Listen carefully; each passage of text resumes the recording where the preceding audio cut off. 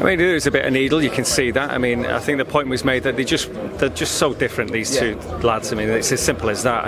And again, you know, you're very different to Liam, aren't you? You know, as you say, fast forward the week, you're never going to get involved in any of that, are you? It's just not you. But Liam lacks a bit of that, doesn't he? Let's face it. Yeah, he does. He's like that day to day. If you watch him play Sunday league, he's like that with the referee every weekend. He's controversial. He'll argue the point if he believes he's right, even if he probably knows he's wrong. He'll still argue the point and try and prove that he's right. And it's just always been his way. And I think he said that in the interview. People think Chris has got under the skin because he's reacting.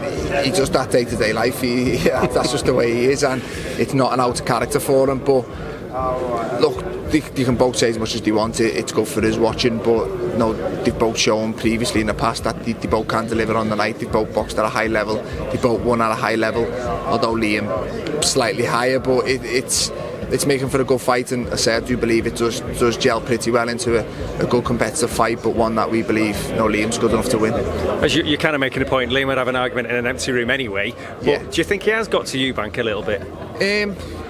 I don't know, possibly, yeah. I think you're getting more of a reaction from Eubank, but and in all honesty, I've always said this, and it's partly the reason. Although I find it awkward, I don't really do head-to-heads when I walk the ring. I look at the floor because I just think at the highest level you're not going to intimidate someone before the fight and have the fight won. If they've reached that level, they're not going to, you're not going to win a fight by your press conference. And it's good for the build-up. It is. You get your point across, but certainly both being there, Eubank's been a big fight with Groves, the Gale and stuff, and Saunders. I think it'll be hard to. It could make him fight different. It could make him fight with a bit more anger if his intention was to box. So I do get that, but I don't really think Liam cares much what version of Eubank turns up, whether he stands and fights or whether he tries to do the new style he's developed under Roy Jones. But I think, as I said, Liam he's arguing at empty room, even if he believes he was right or wrong. So it's good to watch for the public. You're in there every day in the rotunda watching the training you're doing yourself. Obviously, you're training yourself as well. But what have you seen in Liam then that gives you so much confidence ahead of this fight on Saturday night? When Eubank's the favourite going in, he's the bigger man physically, even though Liam may well weigh more, who knows? But what gives you so much confidence? I just think Liam's and this is speaking from someone who's shared many rounds with Liam.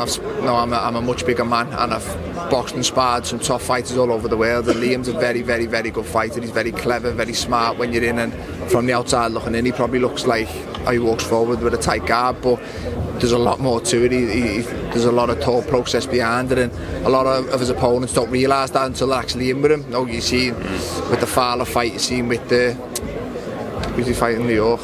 Garcia, the Vargas fight.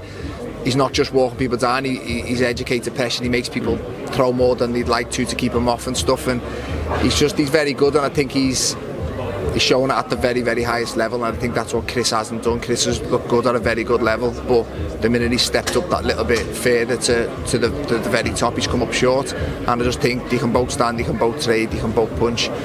But that little bit of knowledge and a little bit of experience at the highest level, I think we'll see Liam through. Just about you, what's happening with you? Obviously light heavyweight these days as well. Again, it's always remarkable to look at you and think how you were ever a super mid, but anyway, so far so good. It's been brilliant, your transition. What's next? What's happening with you? I think obviously Beterbiev or Beterbiev, whatever, he fights Yard next week, and the winner has to fight me.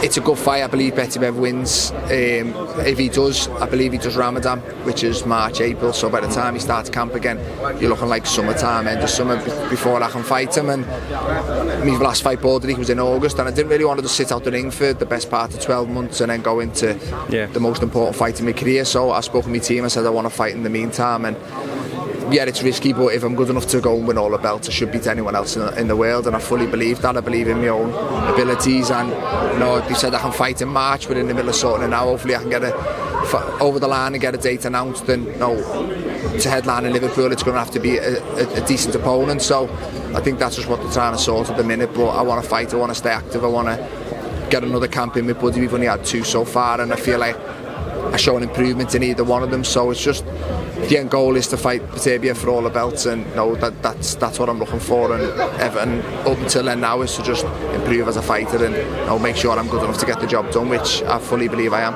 And you've been at those levels as a super middleweight anyway, but in terms of, I mean, there's so many names that are going to be thrown at you anyway domestically, the likes of Bawatsi, but that, you've got your focus on that kind of international route so far anyway at the moment. Yeah, it's more so to the point where I've done the bit in become a mandatory. I beat Borderly, which, although it turned out to be a knockout win, it was a risky fight. He was a slick southpaw to come into after being out the ring for 11 months. It wasn't as straightforward as people thought, and I'd done that bit. I guaranteed myself my shot, and now it's just about taking my shot. There's a lot of other names in the division, but for the moment the only name on my mind is Bataviav. He's got 3 belts that I need. I've got the other 2. I've got the ring and the WBA, so it'll complete the set for me. So it's a punch machine, yeah. So yeah, it's a tough ask, but it's a fight I fully believe I'm good enough to win. He's good, but he's not invincible, and I've always had good belief in my own abilities, and I believe I'm adding to that all the time. I'm improving in the gym, so we'll see, time will tell, but